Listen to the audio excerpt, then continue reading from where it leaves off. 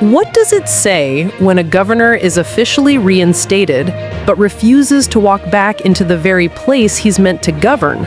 That's exactly what happens in Rivers State today. Though the 6-month emergency rule has been lifted and Governor Siminalayi Fubara reinstated, he has not returned to the Government House in Port Harcourt. Supporters have gathered, expecting him to resume, only to leave disappointed.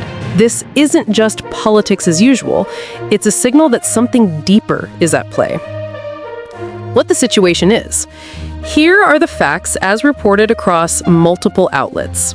On Wednesday, September 17, 2025, President Bola Tinubu formally ended the emergency rule in Rivers State, lifting suspensions on Governor Fubara, his deputy Ngozi Enma-Odu, and members of the Rivers State House of Assembly.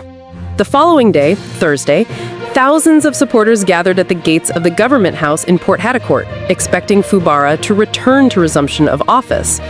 By midday, with no sign of the governor, many of those waiting dispersed. As of dusk, the Government House, Brick House, remained largely empty. Staff, protocol officers, and even some civil servants could not access the compound. The State House of Assembly resumed plenary sessions with its Speaker, Martins Ama-Will, presiding. They have also called on the governor to send a list of commissioner nominees for screening and prepare a supplementary appropriation bill. Why this matters, the bigger picture. Fubara's failure to immediately return to his duties, despite being reinstated, has a number of important implications. 1. Political tension and power struggles. The absence suggests unresolved tensions behind the scenes, possibly political negotiations, power sharing, or disputes over control of state machinery. The conflict between Fubara and his predecessor, Wike, has been central to the emergency rule. Observers wonder whether Fubara's powers have been curtailed or under what conditions he's expected to govern. 2. Perception and trust. Supporters expected Fubara to assume office immediately. His no-show risks eroding trust among his base, raising questions about sincerity or the strength of his position. For many residents, the end of emergency rule was a symbol of democratic restoration. A delayed return dampens that symbolism. 3. Legislative pressure. The Rivers State House of Assembly has already resumed work and is pressing for projects to move forward. Commissioner appointments, budget adjustments, financial accountability for the emergency period, etc. Fubara's absence makes it harder for the executive branch to align with the legislature on urgent state business. 4. Questions of authority and governing structure. Some analysts argue Fubara may not have full control of all state structures yet. The emergency rule, with a sole administrator in place, did more than suspend officials. It may have shifted administrative power, reconfigured loyalties, or adjusted the balance within state government apparatus. His return may thus be reinstatement in title, but the actual power to govern could be constrained. What could be causing the delay? While no official, credible reason has been confirmed for Fubara's absence, several possibilities are speculated by analysts and reporters. Continuing negotiations. He may still be engaged in talks with political stakeholders, including former Governor Wike, the Assembly, local government chairman, to clarify or solidify who controls what. Power sharing deals or limitations. There may be conditions placed on his reinstatement, agreements that limit certain powers, influence, or political autonomy, possibly as part of a settlement with Wike or others. Legal or constitutional concerns. Uncertainty around whether all legal and administrative steps for assuming office post-emergency have been completed, clearance, handover of documents, assurance of safety, protocol, logistics, or personal absence. He may be physically outside the state or country, or otherwise not able to immediately travel or return. Some reports mention absence. What residents and analysts are saying. Supporters' disappointment.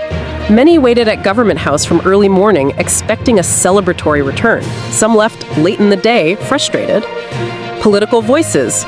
Some accuse Fubara of stepping back because he's hobbled politically, or that he may not fully enjoy the authority he had before. Others argue restraint is wise if state stability is still fragile. Legislative reaction. The Assembly is pressing forward with normal business, asking for commissioner nominees, submitting appropriation bills, looking into the 6-month admin spending. They want clarity and accountability, risks and potential fallout, crowd management or public unrest.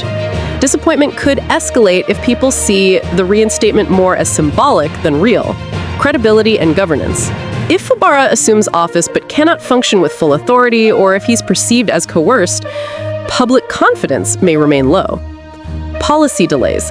Ongoing absence delays the immediate execution of policies, budgets, and projects, which may slow delivery of public services. Continual political instability. Stakeholders might continue leveraging threats or legal pressure if they feel excluded or weakened. What to watch next? Here are key things to monitor over the coming days and weeks. Will Fubara address the public, making clear his reason for delaying his entrance into Government House?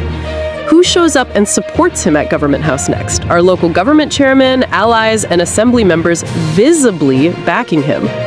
How will the House of Assembly respond? Do they continue business independently of the governor's formal return? Will there be any renegotiation of powers or public reveal of agreements, formal or informal, made behind closed doors? What role do power brokers like Wike play now?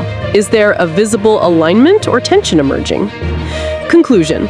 Governor Siminalayi Fubara's reinstatement following the lifting of emergency rule in Rivers State was supposed to signal a return to democratic governance and the resumption of normal state leadership. But his failure to immediately return to the Government House makes clear that the story is far from over. This moment shines a light not just on politics, but on power. Who holds it, who negotiates it, and under what terms? For Rivers State, the return of democratic structures may have begun, but the real test will be in whether Fubara can govern freely, effectively, and with legitimacy. For the people who came out in hope, the wait continues, not just for their governor, but for the promise of governance that truly works.